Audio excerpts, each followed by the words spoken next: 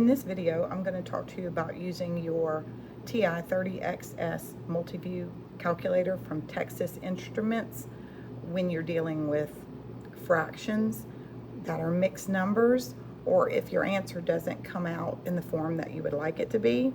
So we're going to start first by turning the calculator on.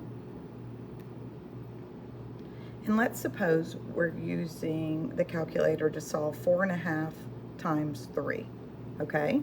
So right here you can see in green a number with a fraction.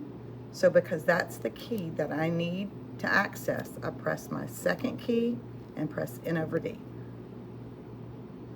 Then I'm going to press 4. Then I'm going to go to this arrow right here and press to scoot over. Then I'm going to press 1. Then I'm going to go to this arrow again and scoot down. 2, and then to the arrow again to get out from under the fraction bar.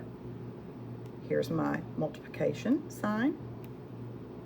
Here's my number 3. And enter. And it's going to give me an answer, but suppose that's not one of my answer choices.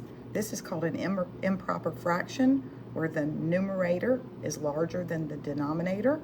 And if I don't want, or I can't have my answer in that form, I'm going to come over here and I'm going to press the second key, this key right here that says times 10n, and then enter.